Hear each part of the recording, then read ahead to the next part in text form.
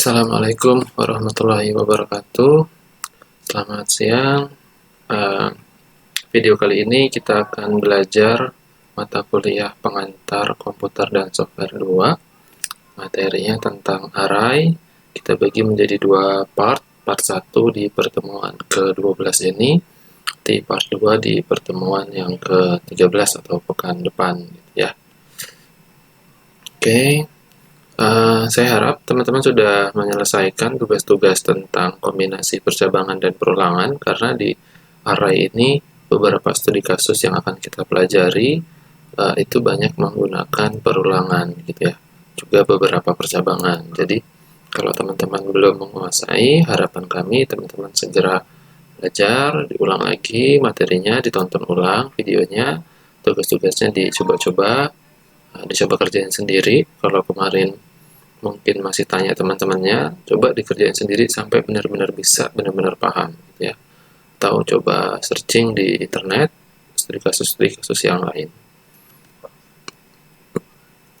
Baik, tujuan perkuliahan hari ini teman-teman, yang pertama adalah mahasiswa mampu memahami makna dan penggunaan array sebagai struktur data koleksi objek. Kemudian yang kedua, teman-teman mahasiswa diharapkan dapat menggunakan notasi array yang sesuai dengan benar. Nah, sudah sesuai, benar pula gitu ya.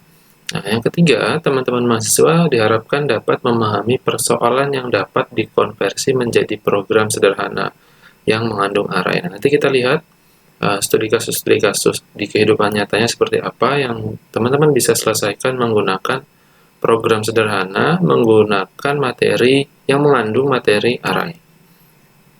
Ya. Nah, contoh yang pertama, yang paling mudah itu adalah ada studi kasus kita punya 3 buah nama, kemudian gimana caranya kita bisa menampilkan kombinasinya. Kalau di program yang sederhana dan namanya cuma 3, itu gampang sekali. Kita bisa langsung buat gitu ya. Programnya seperti ini, integer main, bikin string nama 1, ini variabelnya bertipe data string. Kita bikin 3 variabel, nama 1, nama 2, nama 3. Kemudian apa yang dilakukan? Jika programnya meminta inputan nama dari user, maka ya kita tinggal bikin aja cin variabel 1, nama 1, cin nama 2, cin nama 3, atau teman-teman kalau mau kembangkan ini menggunakan looping, pakai for, pakai cin nama gitu ya, boleh. Yang penting nanti n-nya kurang dari 3 gitu ya, atau n-nya juga inputan dari user, boleh saja. Ini kalau teman-teman mau membuat yang seperti itu, tidak masalah. Tapi yang menjadi masalah adalah kalau kita nggak pakai array, itu ya kita tulis satu-satu untuk menuliskan kombinasi ini. Jadi kalau ada 3 nama, kombinasinya kalau nggak Ali Budi, Ali Caca, ya Budi Caca gitu ya. Jadi 3 ini kita tulis. Nah, yang jadi masalah, gimana kalau 10 data? Nah, ini udah mulai capek nih kombinasinya, ya kan? Banyak sekali nanti. Nah, ini luar biasa berapa baris yang harus kita buat untuk menyelesaikan studi kasus yang seperti ini. Nah, apa solusinya? Oh, belum. Nah, itu baru 10. Gimana kalau 100? Gimana kalau 1000? Bahkan 1 juta gitu ya. Itu cukup melelahkan. Nah, apa solusinya? Kita pakai array, atau bahasa lainnya di bahasa pemrograman C++ itu tabel. Ada yang juga nyebutnya tabel. Atau ada juga yang nyebutnya sebagai vektor. Nah, di buku-buku bahasa Indonesia namanya larik. Nah, kalau saya baca buku-buku atau modul-modul bahasa pemrograman yang dikeluarkan oleh ITB atau Institut Teknologi Bandung, itu rata-rata menggunakan bahasa Indonesia bukunya, termasuk array. Jadi kalau array ini pakai bahasa Inggris ya, kita serap ke dalam bahasa Indonesia namanya larik. Jadi kalau nanti di soal muncul buatlah sebuah larik, itu ya teman-teman jangan heran, karena larik ini adalah sebuah array. Jadi array itu apa sih gitu ya? Array adalah sebuah tipe data sebetulnya. Jadi hampir mirip sama integer gitu ya, hampir mirip sama dengan float dan lain-lain gitu. Cuma dia mengacu kepada sebuah atau sekumpulan elemen melalui indeks. Jadi dia tipe datanya itu berisi banyak gitu. Jadi isinya ada banyak. Terus gimana kita membedakan satu elemen dengan elemen yang lain? Nah, dia punya yang namanya indeks. Indeksnya ini ada n min ini diawali dari angka 0 biasanya sampai n gitu, indeksnya. Kemudian dia merepresentasikan sekumpulan informasi yang bertipe sama dan disimpan dengan urutan yang sesuai dengan definisi indeks. Oh maaf, saya mau koreksi. Jadi indeksnya itu dimulai dari 0 sampai n-1. Jadi kalau kita punya array yang nilai indeksnya adalah 5, maka dia dimulai dari 0, 1, 2, 3, 4. Gitu. Dari 5 elemen, tapi dimulai dari 0 sampai 4 indeksnya. Jadi indeks maksimumnya adalah n-1. Nah, dia merepresentasikan sekumpulan informasi yang bertipe sama. Jadi kalau kita menyimpan sesuatu di dalam sebuah array, itu tipe datanya harus sama.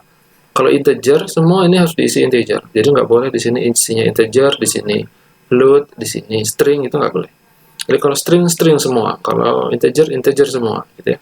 Jadi urutan tipe datanya harus sama. Kemudian dengan urutan yang sesuai dengan definisi indeksnya. Urutannya disesuaikan dengan indeksnya. Jadi kalau ngisi nggak bisa loncat. Ngisi 0, ngisi 2, ngisi 3, itu nggak bisa. Tapi di sini boleh diisi 5, di sini boleh diisi 4, di sini boleh diisi 3. Berapapun, terserah. Yang penting dia mengisinya, cara mengisinya. Nah, bukan isinya ya. Kalau isinya boleh nggak urut, tapi cara mengisinya itu harus berurutan. Nah, ini array. Ini elemen array dengan tipe homogen ya. Ini maksudnya kalimat yang kedua. Jadi tipenya tuh nggak boleh berbeda, dia harus sama semua tipe datanya. Ini indeksnya, nanti kita lihat contoh indeks yang realnya seperti apa. Nah, variabelnya dapat di array itu adalah sebuah, kalau kita mau bikin variabel yang bertipe array, nah ini bisa dideklarasikan bertipe array dari suatu tipe tertentu atau suatu tipe data tertentu gitu ya. Jadi setiap elemen array diakses dengan alamat berupa indeks yang bertipe integer. Nanti kita lihat studi kasusnya gimana caranya kita bisa mengakses sebuah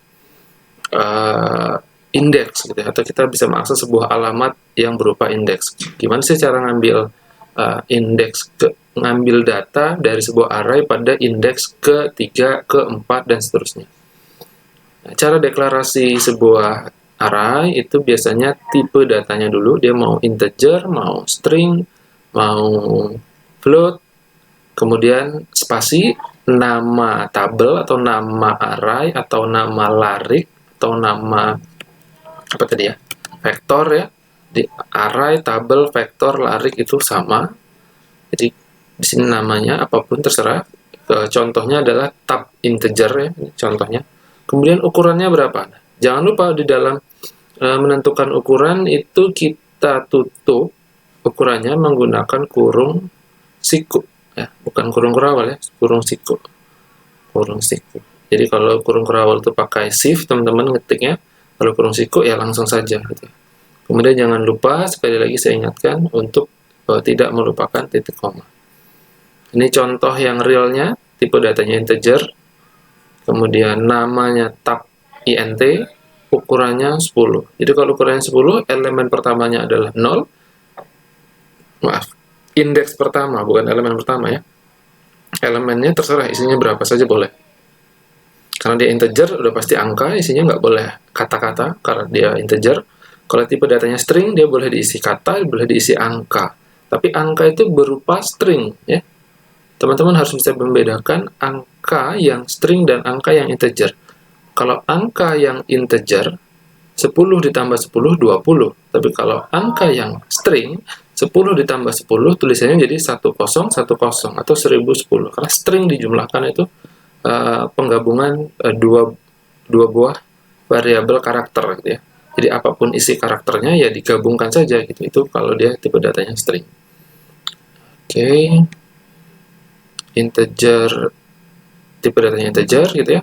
Nah, kalau indeksnya ini karena dia ukurannya 10, indeks pertamanya adalah 0, indeks paling besarnya maksimumnya adalah 9. Karena dia dimulai dari 0 sampai 9 ada 10 elemen. Nah, ini ada 10 elemen dimulai dari 0 sampai 9. Oke, baiklah. Lanjut. Ini contoh deklarasi array yang lain. Jadi kalau yang tadi sebelumnya namanya tab integer, ini kita punya beberapa dengan tipe data yang lain. Jadi ada yang string. Kalau string ini biasanya kalimat-kalimat pendek isinya. Kalau atau kata gitu ya, itu bisa pakai string. Kalau char itu lebih ke beberapa karakter, jadi string juga, tapi karakternya lebih sedikit. Bisa juga untuk misalnya kode mata kuliah, itu bisa pakai char tipe datanya. Dia hanya 3 atau 4 gitu ya, boleh. Oke, indeksnya macam-macam, nanti tergantung kebutuhan, tapi char ini biasanya string tapi yang pendek gitu ya. Ini makanya agak rancu kalau dia dibikin 100. Kalau string masih oke pakai 100. Tapi bisa nggak Pak char pakai 100? Ya bisa saja, cuman kurang baik gitu ya. Nah ini untuk yang tab jumlah hari, dia ukurannya 12, indeksnya dimulai dari 0 sampai 11.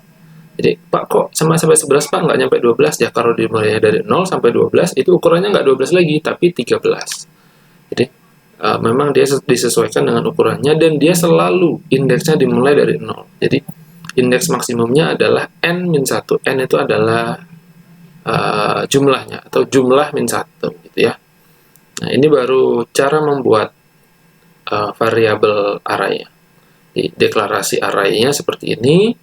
Kemudian ini nanti algoritmanya isinya apa Pak algoritmanya? Ya tergantung dengan studi kasus yang kita hadapi.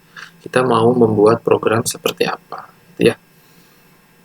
Ini ada penjelasan, elemen dari array dapat diakses langsung jika dan hanya jika indeksnya terdefinisi. Nah ini tadi saya singgung sedikit di slide sebelumnya, bahwasanya kita bisa akses indeks 0 sampai 11 gitu ya, di array jumlah hari. Nah maksud dari kalimat ini, jika kita mengakses tab jumlah hari yang ke 13, itu tidak bisa. Kenapa? Karena dia belum didefinisikan. Tidak ada. Dia nggak punya indeks ke-13. Dia juga nggak punya indeks ke-12. Bahkan kita akses yang ke-12 pun nggak ada. Kenapa, Pak? Kok nggak bisa 12, Pak? Padahal kan ukurannya 12. Ya, karena indeks terakhirnya adalah 11. Indeks maksimumnya adalah 11. Kalau kita akses indeks ke-12, nilainya tidak ada. Gitu ya. Jadi dia tidak bisa diakses kalau dia tidak terdefinisi. Dia hanya bisa mengambil yang terdefinisi. Gitu aja. Terus Pak, kalau yang di char ini boleh nggak ngambil indeks yang ke-12? Ya boleh, karena dia ukurannya adalah 100 dan dia terdefinisi. Tab huruf indeks 0 sampai 99 atau tab atau array string tab kata, kita mau ambil indeks ke-12 bisa saja karena dia ukurannya 0 sampai 99. Kok 0 sampai 99 Pak? Ya karena dia ukurannya 100. Minimum indeksnya adalah 0, maksimum indeksnya adalah 99. Nah, ini cara mengacu atau mengambil elemennya, tinggal dipanggil aja namanya, nama variabel itu, tab integer mau indeks ke berapa. Ya, kalau tab integer 2, ini tadi kan tab integer kita ada 10 ya, jadi kita bisa akses. Atau tab integer i, dengan syarat i-nya ini terdefinisi. Ini apa? Ya. Kalau i-nya tidak terdefinisi, ya tidak bisa diakses juga. Kita lanjutkan. Nah, ini cara mengisi array. Kita juga bisa lakukan. Mengisi array merupakan aktivitas memberi nilai elemen array. Yang diberi nilai adalah elemennya, karena indeks itu sudah pasti ada nilainya. Ya, pemberian nilai satu elemen, contohnya tab integer 0. Nah, ini kita punya elemen ke 0. Kita mau isi dengan angka 31. Ini yang di awal banget saya bilang. Isi elemennya bisa berapapun, nggak harus terurut, tapi mengisinya insya Allah harus terurut dari array 0 sampai array selanjutnya. Ini pemberiannya menggunakan perulangan for ya. Menggunakan perulangan for, kita definisikan dulu i-nya sama dengan berapa, sama dengan 0. Jangan lupa di atas ada deklarasi variabel i berupa integer ya. Nanti i-nya kita mau ambil dari berapa. Kalau kita mau isi nilai tab integer tadi ukurannya adalah 10 misalnya, maka kita harus isi dia dari 0 sampai 9 ya, betul. Maka kita buat di sini kurang dari 10, atau teman-teman juga boleh buat i kurang dari sama dengan berapa? 10 atau 9? Ya kalau pakai sama dengan isinya 9, kalau tidak pakai sama dengan isinya 10 Yang penting adalah elemennya harus tetap 10. Dimulai dari 0. Jangan lupa ditambahkan increment I++. Supaya apa? Supaya I-nya terus berjalan. Kalau I-nya nggak ditambah I++, maka program ini tidak akan pernah berhenti. Kenapa tidak akan pernah berhenti? Karena nilai I-nya akan 0 terus. Sedangkan kondisi berhentinya adalah ketika I bernilai kurang dari 10. Jadi dia akan terus berjalan, dieksekusi ketika I-nya kurang dari 10. Nah, kalau I-nya 0 terus, ya akan jalan terus kan? Dia berhenti ketika I-nya sama dengan 10. Ketika I-nya sama dengan 10, dia tidak I kurang dari 10 lagi, tapi sama dengan, maka dia keluar dan program berhenti. Seperti itu. Maka increment ini sangat penting sekali. Kemudian ini perintah untuk mengisinya, tab integer I. Nah, I-nya kan sudah jelas tadi, I-nya sama dengan 0, tab integer 0, artinya diisi dengan I 0 dikali 10. Maka indeks yang pertama atau elemen yang pertama kalau kita pakai ini adalah nilainya 0. Betul. Ketika nilainya 1, dia dikali 10, indeks ke-1 nilainya 10, indeks kedua nilainya 20, dan seterusnya sampai indeks ke-9 nilainya adalah 90. Jadi kita punya array, kalau kita pakai ini, kita punya array sebanyak 10 elemen, dimulai dari 0, 10, 20, sampai 90. Nah, ini hati-hati katanya, jangan mengakses elemen yang indeksnya berada di luar definisi. Misalnya kita diminta untuk mengisi tab integer 10 menggunakan perintah seperti ini ya. Jadi tidak akan bisa karena dia tidak terdefinisi untuk tab integer yang jumlah array-nya adalah 10 elemen gitu ya. Dan pesan yang kedua, jangan membaca elemen yang belum diisi nilainya. Maksudnya belum ada, dia nggak ada nih indeks ke ini ya. Indeks ke-10 itu tidak ada karena belum dibuat. Kalau mau akses indeks ke-10 gimana caranya? Ya tab integernya yang ini tadi, tab integernya kita ganti ukurannya menjadi 11 gitu ya. Oke. Ini cara realnya, cara akses elemen. Nah, ini supaya saya lebih mudah menggambarkannya, kita punya integer, kita punya array tab int yang ukurannya 10. Kira-kira kalau digambarkan array-nya seperti ini, teman-teman. Kita punya 10 elemen dimulai dari indeks ke-0 sampai indeks ke-9. Betul sekali. Isinya terserah. Yang penting adalah dia satu tipe, yaitu string. Oh, nggak mungkin. Kenapa nggak mungkin string, Pak? Karena yang kita deklarasikan di sini adalah tipe datanya integer. Jadi isinya pasti integer. Float pun nggak boleh. Isinya terserah berapapun, yang penting dia adalah integer. Baik. Kalau kita mau akses, kita mau ambil datanya, misalkan kita punya integer ini udah diisi ya, sudah terisi seperti ini. Saya mau cetak ya array yang kedua, Pak, indeks yang kedua, ini ya, data ketiga atau array yang kedua. Kenapa data yang ketiga? Ya, ini data pertamanya ini gitu ya. Data pertamanya ini indeksnya 0, data kedua ini indeksnya 1, data ketiga ini indeks kedua. Baik. Kalau saya mau cetak ini, gimana caranya, Pak? Gampang, tinggal cout seperti ini, kurang dari tab int buka kurung siku 2 ya, 2. Kalau kita mau akses yang ini. Kalau ini yang diakses, apa yang muncul, Pak? Yang muncul ya data yang keempat, yaitu angka 100. Nanti kita coba di code block, tapi langsung aja nanti langsung ke studi kasus gitu ya. Kalau teman-teman mau nyobain ini boleh juga. Akan tercetak 100.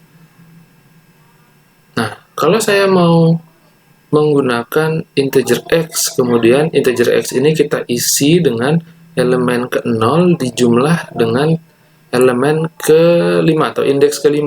Bisa nggak? Bisa. Karena dia tipe datanya integer, maka ya dijumlahkan sesuai dengan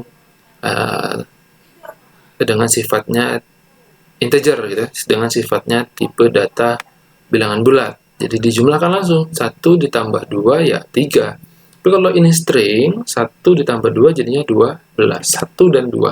1 dan 2 dijumlahkan itu kalau tipe datanya string. Tapi kalau tipe datanya integer seperti ini, 1 dan 2, ini kan tab integer elemen ke-0 atau indeks ke-0 itu isinya 1.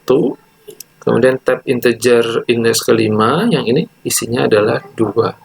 Kalau dijumlahkan maka hasilnya aturannya adalah 3. Kemudian kalau saya ambil tab integer 9 sama dengan 8. Tab integer 9 sama dengan 8.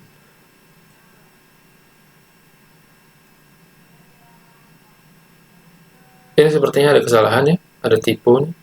Ini bukan 8, elemen array index 9 diubah nilainya dari 9 menjadi 8. Sepertinya nih tipu ya, karena di sini isinya 9, jadi kalau kita akses tab integer 9 ya tetap aja munculnya adalah 9 gitu ya.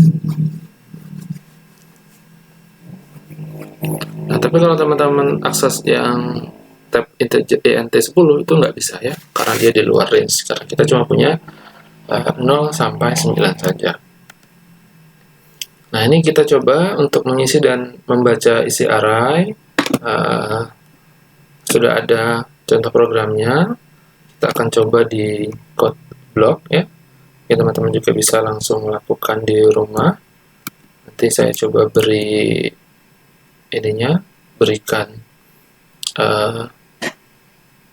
beberapa latihan-latihannya yang harus teman-teman kerjakan seperti itu. Jadi kita mau buat dulu apa yang harus dilakukan. Yang pertama kita buat dulu integer array apa ya, misalkan saya mau buat integer, tipe datanya integer gitu, nama arraynya misalnya saya buat adalah larik misalnya. Saya mau bikin integer larik, isinya sebanyak 10. Nah, seperti ini. Jadi saya punya integer larik ya. Kalau ini tab integer, teman-teman boleh ikuti ini. Dan saya juga punya integer i. Nah, integer ini untuk apa? Integer ini kita gunakan untuk perulangan ya, untuk perulangan for. Kemudian kita lihat lagi ada algoritmanya. Kemudian itu algoritma kita mau mengisi array. Nah, ini mengisi array menggunakan yang ini. Ini. Kita pakai yang ini untuk mengisi array ya. Kita mengisi array menggunakan perulangan. Karena isinya 10, maka otomatis di sini kita isi i yang dari 0 sampai kurang dari 10.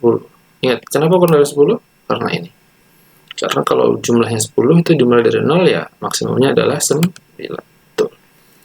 Nah, kita bikin for i sama dengan 0, kemudian kita mau i-nya berhenti di angka 10. Kemudian jangan lupa i-nya pakai increment i++.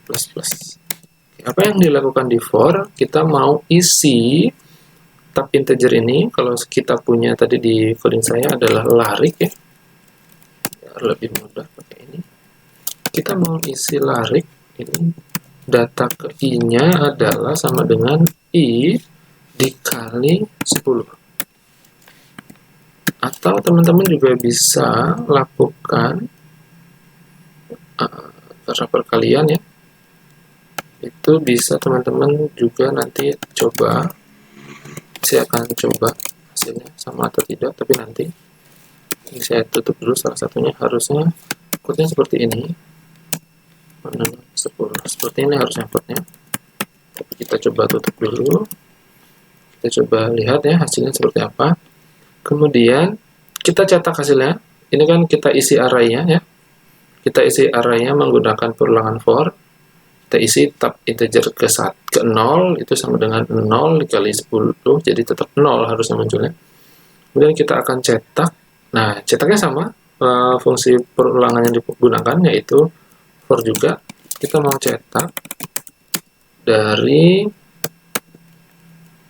ini, saya kasih note, ini algoritma mengisi array. Nah, yang di bawah, for yang di bawah ini adalah algoritma mencetak array. Mencetak atau menampilkan ya. Nah, yang di slash 2 ini artinya komentar teman-teman. Jadi satu baris ini tidak akan berpengaruh terhadap program karena dia adalah komentar. Terus gunanya untuk apa, Pak? Ini gunanya untuk dokumentasi. Dokumentasi itu fungsinya untuk apa, Pak? Dokumentasi itu supaya nanti ketika kita buka lagi programnya, kita tahu, oh algoritma mengisi array itu yang ini. Oh algoritma menampilkan array atau mencetak atau menampilkan array itu yang bagian ini. Kalau ini nggak ada, kan kita nggak tahu ya. Kadang-kadang udah lupa gitu, ini untuk apa ya gitu. Nah, itu seperti itu supaya teman-teman itu lebih mudah ketika nanti membaca programnya kembali. Ini karena sama, kita tulis saja langsung I sama dengan 0. Kenapa sama? Ya karena indeksnya itu tadi, maaf bukan indeks, tapi jumlah ukuran lariknya itu, ukuran array-nya itu adalah 10, maka ya yang mau kita cetak adalah semua datanya, tetap yang digunakan adalah for yang sama. I-nya 0, I kurang dari 10, kemudian jangan lupa I plus. Nah, tinggal kita cetak apa yang harus kita cetak. Apa fungsinya? Pakai cout. Apa yang dicetak? Ya larik. Larik ke berapa? Larik ke I. Harusnya sudah benar. Jangan lupa ditambahi dengan n. Oh, maaf salah. Put n line. Baik. Harusnya sudah selesai. Saya rapikan sebentar. Ini cout tidak kita gunakan. Nah, ada sekitar nggak nyampe 15 baris harusnya. Karena ada komentar, jadi ya lebih dari 15 baris. Masalah. Kita coba running.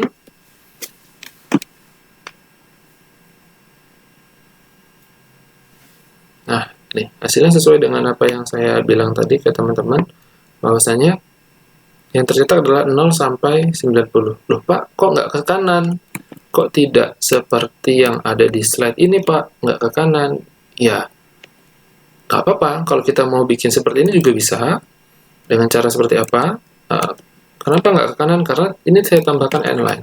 Tapi kalau mau ke samping bisa nggak Pak? Bisa saja. Kita tambahkan saja di sini dengan white space atau spasi. Seperti itu. Jadi ketika kita running, nanti hasilnya dia ke kanan. Nah, seperti ini. Ini kan harapan teman-teman. Jadi nilainya adalah 0, 10, 20, 30, 40, 50, 60, 70, 80, sampai dengan 90. Bisa nggak Pak? Saya cetak indeksnya. Oh, bisa sekali. Saya mau tahu Pak indeksnya. Bisa. Kita lakukan seperti ini. Kita tambahi n line di sini ya. N line, kemudian saya mau cetak apanya? Indeksnya. Apa yang dicetak? Ya, I-nya saja langsung. Itu adalah nilai indeksnya. Saya kasih white space juga. Kenapa dikasih white space, Pak? Supaya hasilnya sama persis seperti yang di atas. Harusnya sih seperti itu. Harusnya. Kita bisa lihat.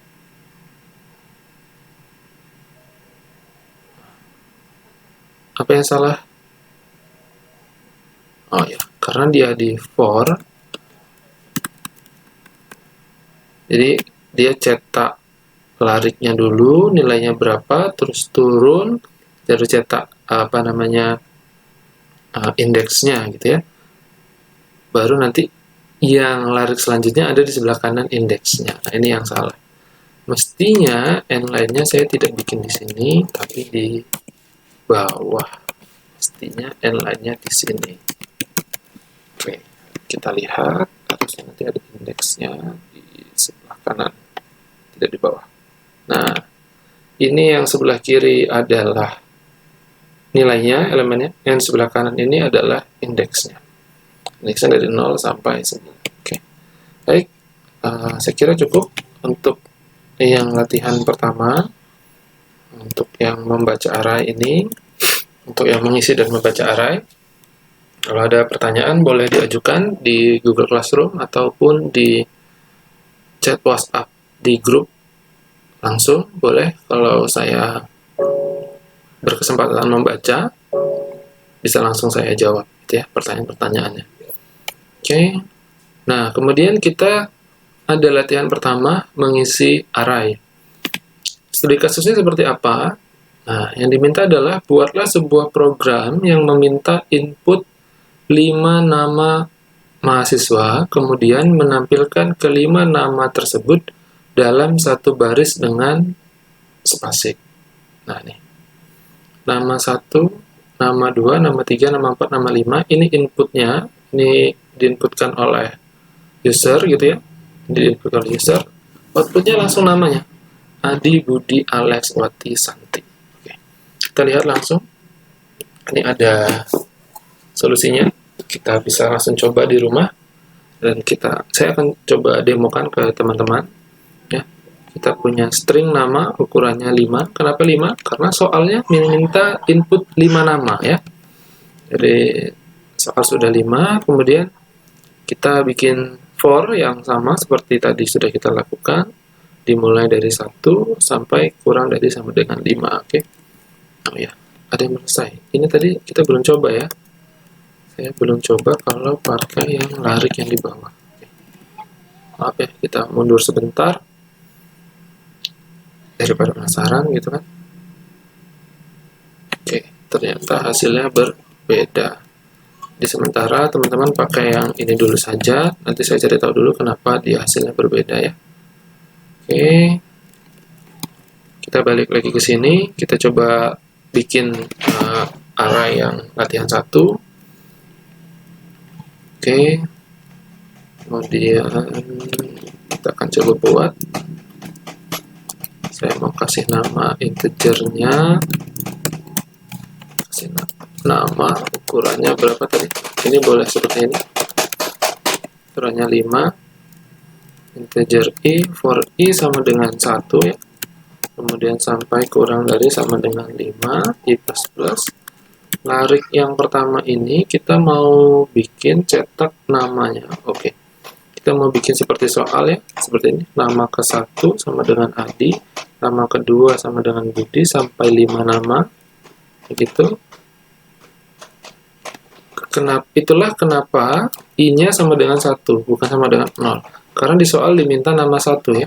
Padahal kita punyanya adalah indeks pertama itu adalah indeks pertama itu indeks ke 0 gitu ya. Jadi kita harus bikin i-nya sama dengan 1. Tapi nanti di sininya di c-in-nya kita kurangin 1. Jadi tetap nilainya adalah yang diinput adalah indeks ke 0 gitu ya. Karena di perumahan jadi suaranya mungkin agak terganggu dengan beberapa orang-orang yang lewat di jalanan ya. Tapi saya kira itu tidak mengurangi esensi dari materi perkuliahan ini atau rekaman perkuliahan ini. Oke, kita kembali ke sini. Tadi sudah saya jelasin kenapa dia pakai ini 1 ya. Oke, kita coba buat cout nama ke dulu ya. Cout.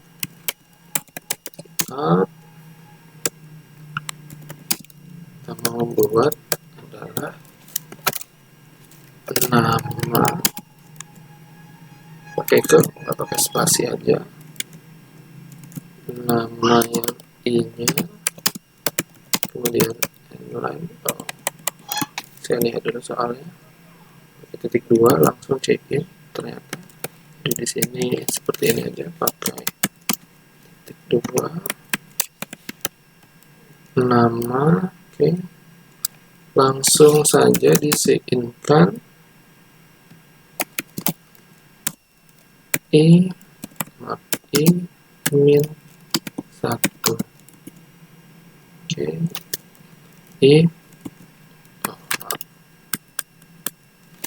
dari nama, karena kita pakai array ya, nama i min 1. Jadi kalau nama ke i, dia nanti i-nya sama dengan 1 gitu. Padahal nama di array itu indeksnya harus dimulai dari 0. Jadi karena dia ini elemen ini elemen pertama yang langsung bernilai 1, maka dia harus dikurang 1. Oke. Kemudian ini algoritma mengisi array yang sudah selesai. Kemudian untuk menampilkan atau mencetaknya, saya kira tidak jauh berbeda ya teman-teman. kita buang dulu yang cetak indeksnya, kita nggak membutuhkannya di sini. Nah, ini sama, kita mulai dari 1 sampai kurang dari sama dengan 5. Seperti itu.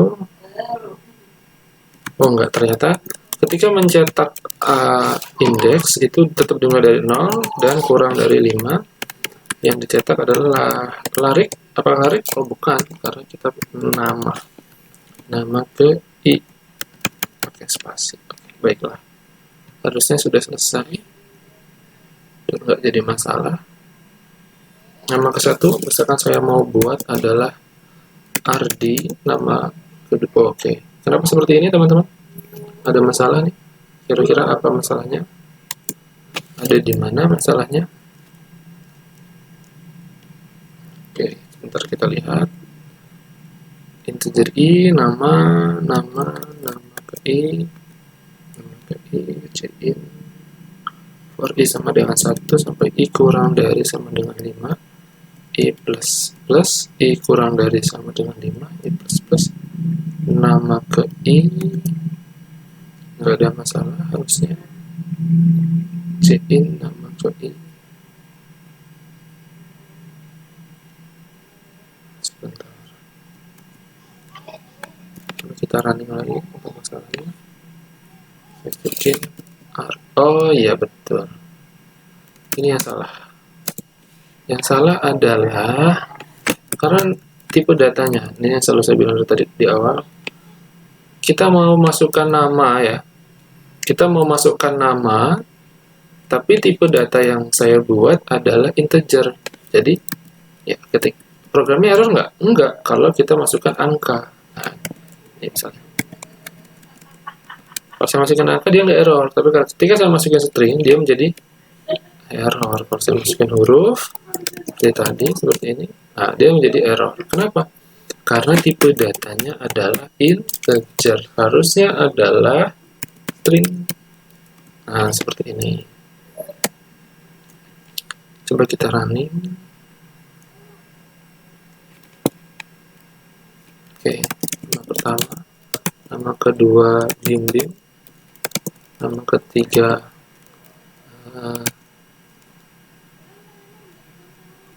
Cindy, nama keempat Dinda, nama kelima Edwin gitu ya. Nah, maka dia akan terurut Ardi, Bim, Cindy, Dinda, Edwin. Kalau saya nggak urutin dengan abjad bisa nggak Pak? Ya bisa aja, nggak ada masalah sebetulnya. Yang penting dia terurut nama yang pertama, itulah yang nanti akan dicetak di akhir. Riga, Bobby, Johnny, Zainal misalnya, kemudian Ardi. Dia tidak akan terurut sesuai dengan abjad, dia akan terurut sesuai dengan nama ke satu yang ditulis ya. 1, 2, 3, 4, 5 seperti itu. Oke, saya kira cukup mudah untuk teman-teman bisa ikuti. Untuk latihan yang pertama, kita lanjutkan ke latihan yang kedua. Kita lihat, buatlah sebuah program yang meminta input 5 nama mahasiswa, masih sama programnya, nggak perlu dirubah banyak. Kemudian menampilkan nama mahasiswa sesuai nomor urut yang diinput user. Jadi ada tambahan, ini inputan, diinput lagi. Saya mau cetak nomor urut berapa? Sekarang saya mau lihat Alex, saya cetak aja, saya input 3, gitu, nomor urut 3. Maka yang muncul adalah Alex. Apa yang harus kita tambahkan? Mengisinya masih sama, namanya ya, 5, string nama 5 masih sama. Yang dibedakan hanya yang di sini. Ditambahkan dengan nomor urut, kemudian cin n. N ini adalah nanti digunakan untuk mengambil nama yang n-1.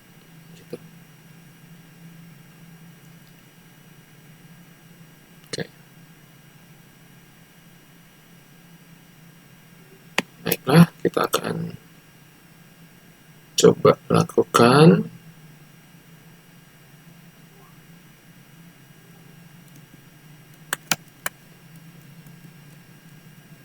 Jadi di sini kita rubah, nggak perlu menggunakan for lagi. Ini ini kita buang. Cukup dengan kita membuat cout. Saya perlu lihat soalnya. Nomor urut titik 2 cin n. Nomor urut titik 2 seperti itu. Kemudian cin n. Nah, jangan lupa ditambahkan integer n. Lalu kita cetak cout nama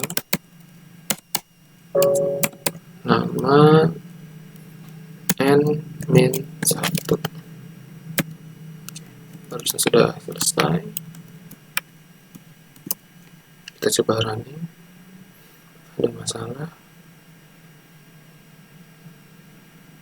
Nama 1 misalkan Roni, nama kedua Reno, Rere, Marina, Rio. Saya mau yang keempat misalnya. Harusnya munculnya Rina. Oh ya, betul.